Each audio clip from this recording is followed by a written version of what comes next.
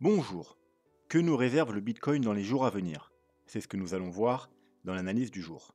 Mais avant de commencer, n'oubliez pas de vous abonner, de mettre un petit pouce bleu et de laisser un commentaire. Alors aujourd'hui, on va faire une vidéo plutôt tranquille, un peu courte. On va juste tout simplement compléter l'analyse qu'on a faite hier. Donc n'hésitez pas à aller voir la vidéo d'hier, c'est pas déjà fait. Parce qu'on se réserve une grosse vidéo, bien entendu, lundi où on fera une grosse analyse weekly. Mais on va tranquillement attendre que la semaine se clôture pour y voir plus clair.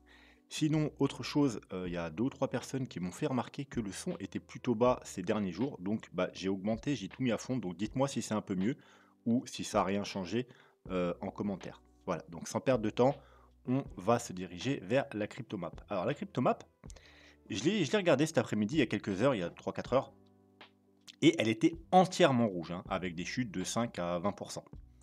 Et là, juste avant de tourner la vidéo, je l'ai re-regardé et j'ai vu que, il y avait pas mal de petits, altcoins qui étaient passés en vert, hein, de rouge, hein, ils étaient à -2, -5, -10, -15%. Ils sont repassés dans le vert suite du coup au petit rebond, hein. On a un petit rebond sur le Bitcoin. Pour l'instant, c'est un petit rebond mais par contre, il y a des altcoins qui sont enflammés, qui sont carrément repassés dans le vert et donc ça peut vouloir dire 2 choses.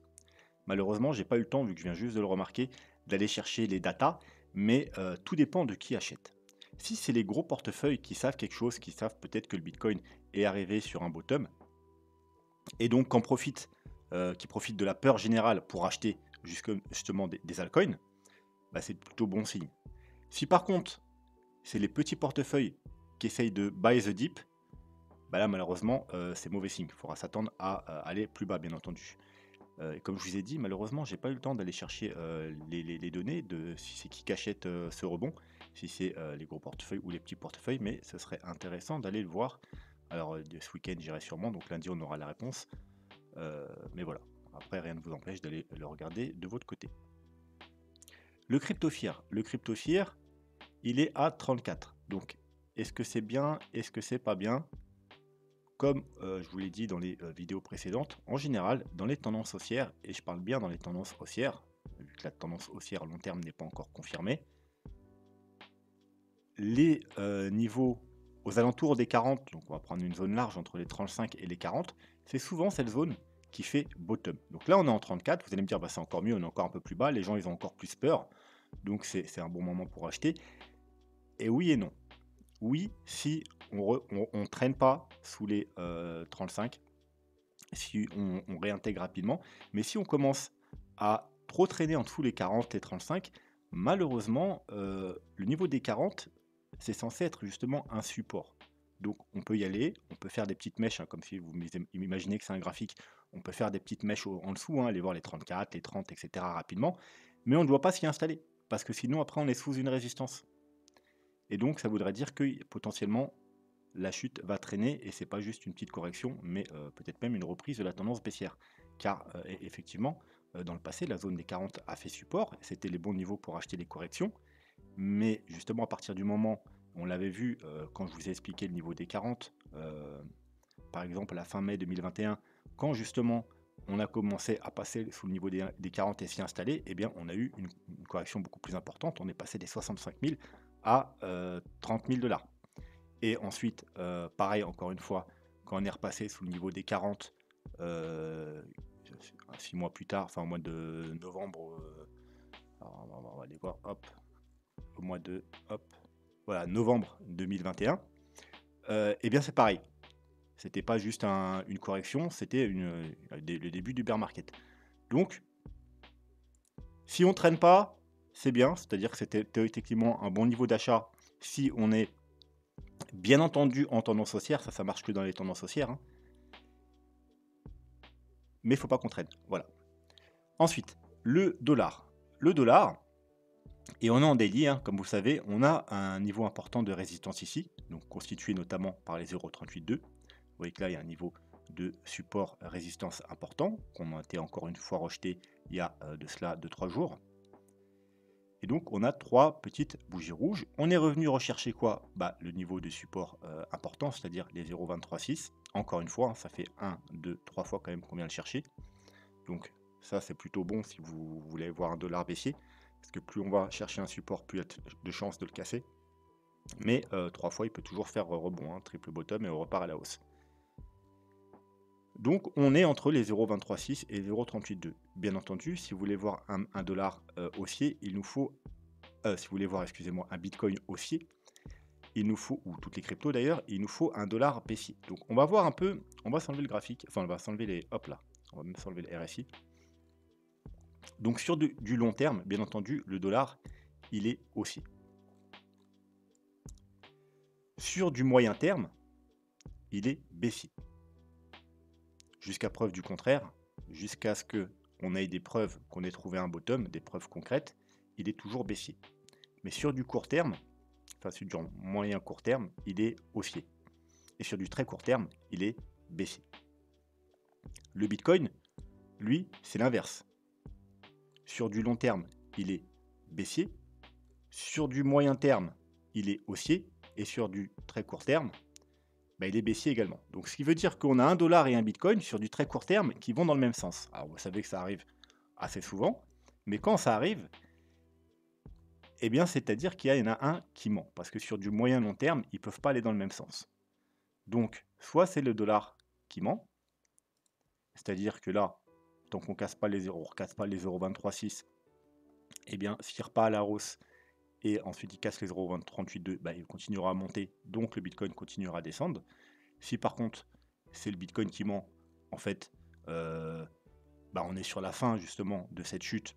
Donc c'est pour ça que quelques jours, il se calque sur le dollar, mais ensuite le dollar va reprendre sa baisse et le Bitcoin, lui, va trouver son bottom et reprendre la hausse, et tout va se remettre dans l'ordre. C'est ces deux solutions. Pour l'instant, malheureusement, on n'a pas encore la réponse. Il faut que l'un ou l'autre casse des supports ou des résistances importantes, ce qui n'est pas fait. Le dollar, vous voyez, il est dans son range entre les 104 et les 106, entre les 0,236 et les 0,382.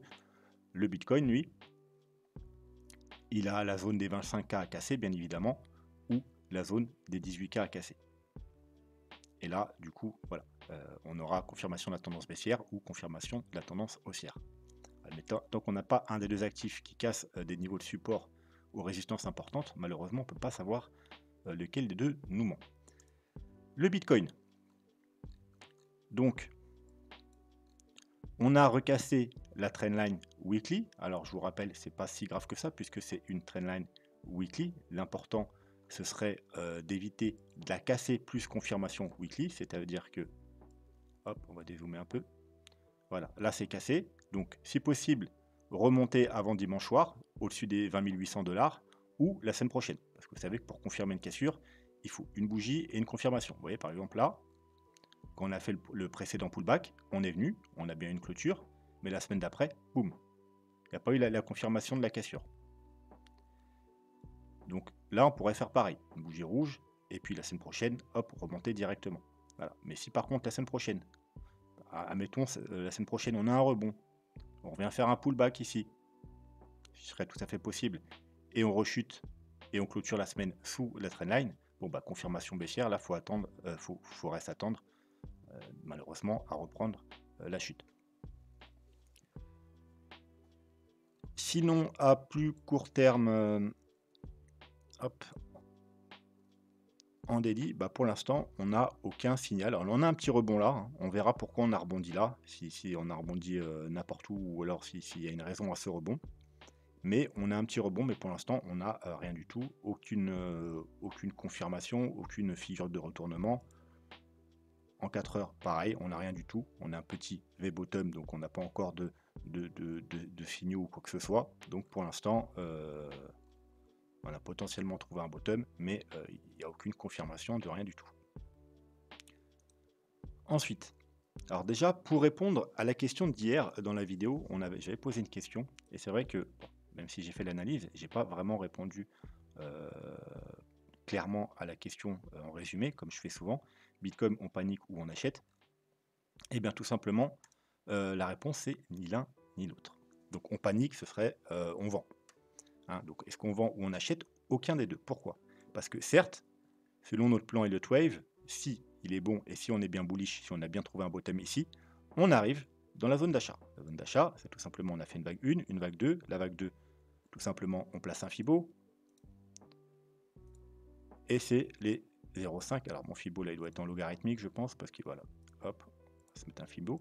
Et c'est la zone principale d'achat, donc la plus probable c'est les 0,5, 0,618. Donc on est en plein dedans. Là on pourrait descendre encore un petit peu au 19 179 exactement pour aller chercher les 61,8, mais globalement on arrive sur la zone de bottom théorique pour bien entendu ce scénario. Parce qu'il ne faut pas oublier que il y a également un scénario baissier.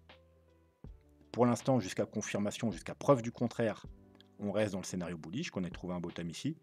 Mais voilà, il ne faudra pas hésiter à changer de scénario, si bien sûr on a des confirmations baissières, mais cela on les aura bien entendu qu'en weekly. Donc, effectivement, on est dans une zone d'achat. Mais on n'a aucune structure de retournement. Donc, c'est pas le moment d'acheter. Il faut attendre. Il faudrait faire quelque chose. Un petit W, une petite épaule tête-épaule. Un double bottom, un triple bottom. Une structure d'accumulation. Il nous faut quelque chose. Ou recasser des niveaux importants. Donc, par exemple, repasser au-dessus des 0,5.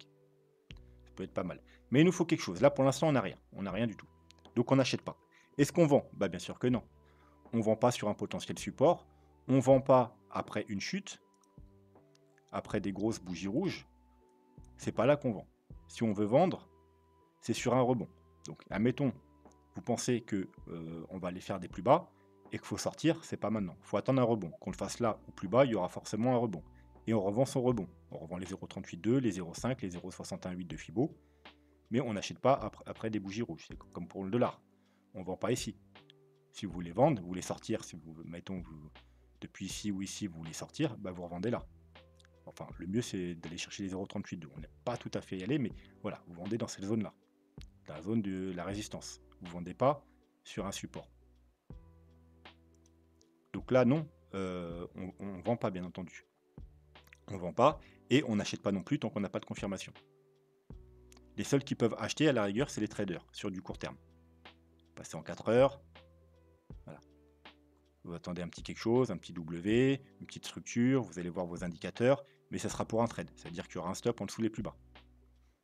Si vous voulez faire de l'investissement ou même un trade long terme, parce que vous pensez que, hop, on va remettre le graphique, c'est pas celui-là, si c'est celui-là, hop, vous voulez racheter, alors on va se mettre en daily, excusez-moi, vous voulez racheter cette vague 2 pour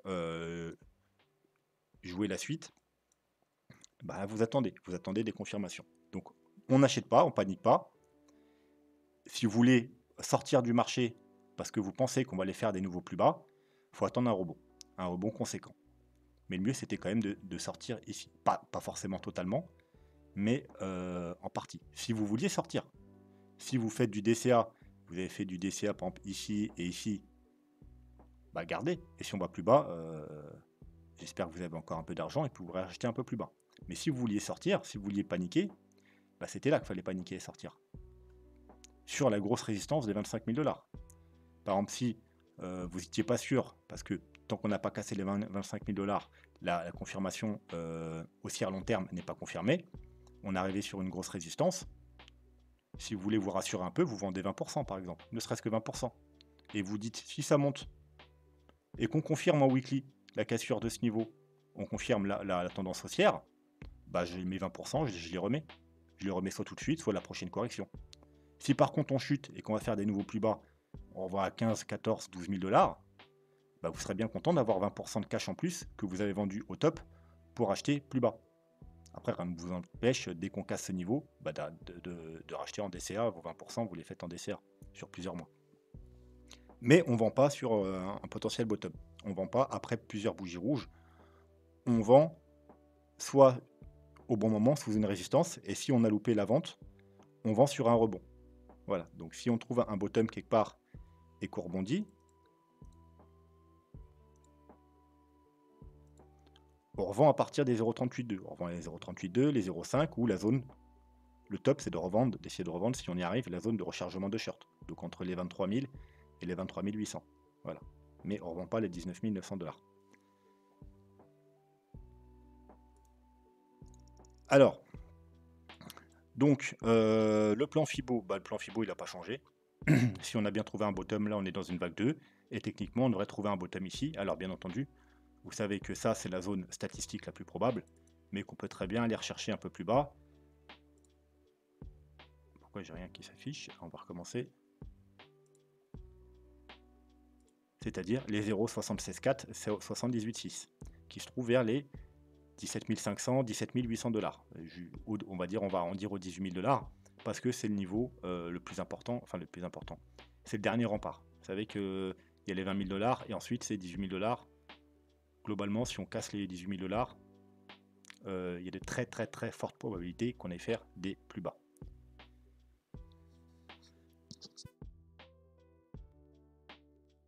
Excusez-moi. Donc, ceci étant dit, on va pouvoir passer à autre chose. Le CME futur pour les gaps. Bon, et bien comme vous voyez, on a comblé le gap, et voilà, le rebond il s'est pas fait n'importe où, il s'est fait pile poil au poil de cul près. Vous voyez, le gap commençait là, ici. On prend les gaps, c'est les bougies, hein, c'est pas les mèches. Donc on avait ce rectangle de gap que j'avais mis depuis très longtemps. On est venu combler parfaitement le gap, et on a rebondi parfaitement sur le départ du gap. Donc c'est bien parce qu'au moins bon, bah, on est tranquille, il n'y a plus de gap, on a comblé le gap. Mais en début de bull run, on a souvent des gaps comme ça. Alors d'ailleurs, il a eu lieu un peu tard, hein. Ça aurait été mieux qu'il ait eu lieu ici. Et souvent, c'est des gaps de rupture et on n'est pas censé venir les combler. Donc c'est bien en même temps, mais c'est pas bien. Voilà. Mais au moins c'est fait. Voilà. Donc il n'y a plus, on va dire, nécessité. Parce que quand il y a un gap, souvent il y a une nécessité d'aller le combler. Là, on n'a plus de nécessité de descendre plus bas. Donc au moins, ça c'est une bonne chose. Sinon, on va aller voir un petit graphique qu'on n'a pas vu depuis peut-être quelques jours, quelques semaines, 2 ou 3 semaines. C'est tout simplement le graphique long terme sur Bitfinex. Pourquoi j'aime bien le graphique? Parce qu'il est très beau, on a une très belle trendline haussière. Alors on a des mèches dégueulasses au début, mais on s'en fout des mèches. Puis c'était le début du Bitcoin, il y avait voilà, il n'y avait pas beaucoup de liquidité. Mais on a une très belle droite de support long terme. Vous voyez, on est venu la chercher à de nombreuses reprises. On l'a cassé. On l'a cassé en novembre.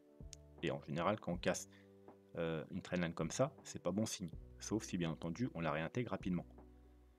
Malheureusement, vu que c'est un support très long terme, c'est un gros support, et bien ça va ça devient une grosse résistance.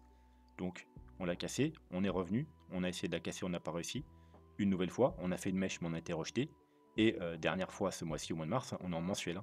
Donc un mois rejeté, 2 mois rejeté, troisième mois, on est revenu parfaitement la toucher, mais encore une fois, gros rejet. La trendline ne nous laisse pas passer malheureusement. C'est une grosse résistance. Et elle n'est pas toute seule. Voilà pourquoi il fallait être prudent dans cette zone. Et dans cette zone. Maintenant, j'aimerais bien revenir sur ce qui se passe un peu ici et ici. Je trouve des similarités entre ces deux mouvements. Vous voyez là, on a une chute, un petit rebond, une chute, un petit rebond, encore une chute. On forme un petit W entre en plus le mois de novembre et le mois de décembre. On monte jusqu'au mois de février et ensuite au mois de mars, on chute. Vous voyez, c'était le truc du Covid. Alors on a chuté fortement parce qu'il y avait le Covid. Il n'y aurait pas eu le Covid, on aurait peut-être chuté moins fortement. On se serait peut-être arrêté, par exemple, par ici, pour faire un retest de ce niveau-là et du support de la base du W. Et puis former au passage une petite une petite épaule, tête-épaule, par exemple. Voilà, comme ça, puis après on serait reparti à la hausse. Vous voyez. Alors, elle va pas s'afficher bien mon épaule. C'est pas grave. Mais, Covid, panique, voilà, on a eu cette grosse mèche bien dégueulasse. Mais il n'y aurait pas eu cet événement, on aurait peut-être fait une structure comme ça. Et ensuite reparti à la hausse. Bon bah là, on est un peu en train de faire la même chose. Une chute, un rebond, une chute, un rebond, une chute, un W, qui se forme de novembre à décembre, exactement même niveau qu'ici. Un gros rebond, qui se finit au mois de février et mois de mars. Vous voyez? Pareil, et même date en plus. Bon, est-ce qu'il faut s'attendre à ça? Bon, c'est possible s'il y a un événement, je dirais pas aussi grave, mais au moins conséquent. Sinon, techniquement, on ne devrait pas avoir de mèche comme ça s'il n'y a pas de news qui vont avec. Mais on pourrait faire, par contre, ce qu'on aurait dû faire, justement, s'il n'y avait pas eu la grosse news du Covid, et s'arrêter là, pourquoi pas sur un retest de ce niveau-là, et de la base du W, donc les 18 800 $, 18 400 $, bon, on va arrondir aux 18 000 $, et former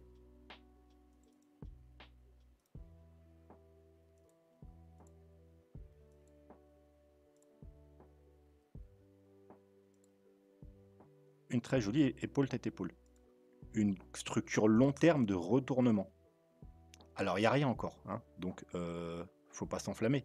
Pour confirmer une épaule tête-épaule, vous savez qu'il faut casser justement la ligne de coup, donc les 25 000 $. Mais on pourrait faire quelque chose comme ça. Chose qu'on aurait pu faire également là, si on n'avait pas eu ce gros crash. Mais au final, vous voyez, on a quand même si on a du coup fait une épaule qui n'est plus une épaule vu qu'on a cassé la tête, on a quand même eu une structure, et vous voyez, une fois qu'on a cassé la structure, justement, ceux qui ont été patients, on a cassé cette structure, hop, on est venu la casser, pullback, et ensuite, poum, on décolle. Donc voilà, peu importe ce qu'il arrive ici, le jour où on va recasser ça, bon, bah, il y a des fortes chances que la tendance haussière long terme soit confirmée et qu'on décolle de la même façon qu'on a décollé ici. Voilà. Donc possible tête-épaule, tête-épaule en formation. Mais par contre, voilà, si on casse ici, bien malheureusement, il faudra s'attendre à une chute dégueulasse comme celle-ci. Voilà, donc encore une fois, 18 $, dernier rempart. On va passer maintenant au graphique plus long terme, avec encore plus d'historique pour pouvoir aller acheter un coup d'œil au niveau des indicateurs. On va s'enlever le graphique, je pense pas qu'il va me servir. Donc on a déjà été voir quelques indicateurs hier, hein, on va juste en aller voir 2-3 autres de plus. On va pas trop en faire, tout simplement parce que lundi il y aura une grosse analyse. Mais voilà, on va quand même voir 2-3 petites choses. Et on passe au mensuel. Et là on est sur le ruban de moyenne mobile en mensuel. Comme vous pouvez voir déjà, eh bien, on passe pas en dessous. On le tient en général. Et ce coup-ci, comme beaucoup de choses par rapport aux anciens bullrun, on fait des choses qu'on ne faisait pas dans les anciens bullrun. On casse le ruban des moyennes mobiles. Donc, comme avec la trendline qu'on a vu juste avant long terme, qu'on casse et maintenant qu'il joue résistance, et ben le ruban de moyenne mobile, c'est pareil. D'habitude, il joue toujours support, hein, on vient, hein, on peut faire des petites mèches en dessous, hein, voilà, une petite excursion rapide, hop, petit fake out, machin, une mèche encore en dessous, mais on le tient depuis 2011. Ça fait 12 ans qu'on le tient. Enfin, 11 ans du coup, parce qu'il a cassé en 2022. Donc on le casse, maintenant qu'est-ce qu'il fait, bah, il joue le rôle inverse tout simplement. Il joue le rôle de résistance, donc c'est pour ça qu'il fallait être extrêmement prudent dans cette zone. Parce que c'est pas une petite résistance, c'est une résistance qui a fait support pendant 12 ans. Donc forcément, ça va pas être facile à passer. Donc elle commence aux 23 500 $, elle termine aux 28 000 $. Vous savez très bien que si on casse les 25 000 $, c'est direction 28 000 $. Mais voilà, tant qu'on n'a pas cassé les 28 000 $, c'est pas ouf. Déjà, tant qu'on n'a pas une clôture, au moins déjà dans le ruban, ce qui n'est pas le cas, là on a juste des mèches, une mèche rejetée, une mèche rejetée, une mèche rejetée, une mèche rejetée. Donc on n'a pas clôture dans le ruban, il ne faut pas s'attendre à aller chercher le haut du ruban, donc les 27 000, 28 000 $. Et une fois qu'on casse le ruban, bon bah là, c'est la porte ouverte à toutes les fenêtres. On risque de monter très très vite. Mais voilà, malheureusement, on a ce fameux ruban, et pour l'instant, il joue bien son rôle de résistance. Et ça ne va pas être si simple comme ça de le passer. En weekly, bah c'est pareil. Forcément, il est un peu moins pertinent, hein. Il y a des petits, il peut y avoir des petits fake out, hein. Vous voyez, petit fake out ici, à la baisse. Mais globalement, en bull run, on est au-dessus. En bear market, on est en dessous, il joue le rôle de résistance. Bull run, bear market, bull run, on est au-dessus. Vous voyez, il vient s'appuyer. Il vient s'appuyer. Une fois qu'on le casse, bah c'est cuit. Vous voyez, là, on avait dit, c'est cuit. 40 000 $. Et là, regardez ce qu'il a fait. Il a essayé de passer. Hop, petit fake out. Boum. Et ensuite, eh bien, il nous laisse pas passer. Là, on est entré dedans. Une fois qu'on est rentré, on avait dit quoi en vidéo? Qu'on irait fort probablement rejoindre le haut du ruban, vers les 25 000 $. Mais il faudra être prudent, parce que tant qu'on n'est pas ressorti du ruban, on peut en être rejeté. Et regardez ce qui se passe. Bah là, avec la bougie d'aujourd'hui, on est en train de repasser sous le ruban. Donc c'est plutôt mauvais signe. Maintenant, bien entendu, on est en weekly. Donc encore une fois, si on trouve un bottom rapidement et que la semaine prochaine, on le réintègre, donc petit fake out, c'est très bullish. Donc rien encore catastrophique. Par contre, la semaine prochaine, si on est encore en dessous et qu'on clôture en dessous, malheureusement, on repasse totalement bearish.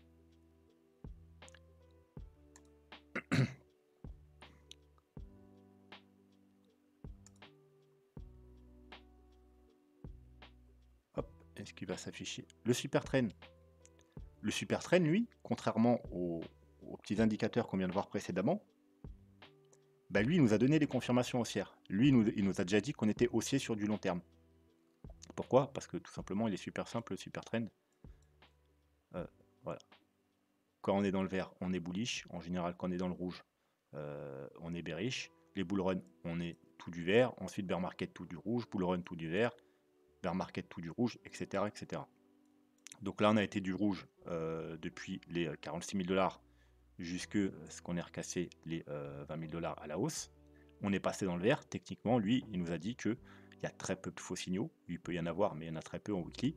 Lui, il nous dit, encore une fois, tant qu'on ne recasse pas avec clôture, donc en weekly, les 17 600 $, hein, donc encore une fois, on en revient aux environs des 18 000 $. Simplement, vous voyez, la base du W, et bien tout va bien. On peut venir faire un pullback ici, comme on a vu, hein, pour former notre fameuse épaule, mais il ne faut pas clôturer en dessous. Sinon, il repassera jour rouge et ça sera un fake out. Alors, il y en a très très peu en weekly, hein, vous pouvez voir, mais comme je vous ai dit, ce coup-ci, le Bitcoin, il nous fait des choses dans cette correction qu'il n'a pas fait dans les bull run précédents. Donc, c'est pour ça qu'il ne faut jamais se fier qu'à un indicateur. Ok, lui, il nous a dit que théoriquement, c'est bon, on est reparti en tendance haussière, mais ce n'est pas le cas d'autres indicateurs qui sont également relativement importants, notamment le plus important. Rappelez-vous, quand je vous ai fait une vidéo vers ici, pour vous donner toutes les confirmations qu'on attendait pour un nouveau bull run, comme quoi on avait trouvé un bottom, quel est le premier indicateur que je vous ai donné au début de la vidéo pour aller voir, et que je vous ai dit c'est le plus important? Et bien c'est tout simplement, allez, je vous laisse chercher, le RSI, non, MACD, non, moyenne mobile, non, Ichimoku, non. C'est tout simplement le graphique. Le graphique est le premier indicateur, enfin c'est, on va appeler ça un indicateur, mais justement c'est pas un indicateur, mais c'est le premier indicateur, c'est le plus important, et c'est celui que vous devez y accorder le plus de crédibilité, parce que c'est le graphique. Tous les indicateurs, alors on va pas parler des indicateurs on-chain, mais des indicateurs graphiques, ils sont construits par rapport à quoi? Par rapport au graphique. Donc le graphique, c'est le plus important. Et le graphique, qu'est-ce qu'il nous dit? Tant qu'on n'a pas cassé les 20 000 $, les 25 000 $, tant qu'on n'a pas fait un plus haut que le précédent, eh bien on est toujours en tendance baissière. Voilà. Donc certains indicateurs comme le super trend a confirmé la tendance haussière, mais le graphique le plus important, il n'a pas encore confirmé, on n'a pas encore cassé les 25 000 $. Ensuite, il y a bien entendu d'autres indicateurs qui nous ont donné leur feu vert, mais déjà on va aller voir super trend en 3 jours. Et super trend en 3 jours, alors bien entendu c'est du 3 jours, il y a un peu plus de faux signaux qu'en weekly, même s'il reste, vous voyez, en général assez pertinent, mais on a quand même des faux signaux. Vous voyez ici, par exemple, sur la montée, on a eu 2 faux signaux, chose qu'on n'a pas eu en weekly. Le bull run de 2015-2017, en weekly, c'est que du vert. Et là, vous voyez, sur les petites corrections, il est passé en rouge. Et ça ne veut pas dire qu'on est reparti tout en bas, parce que c'est du 3 jours.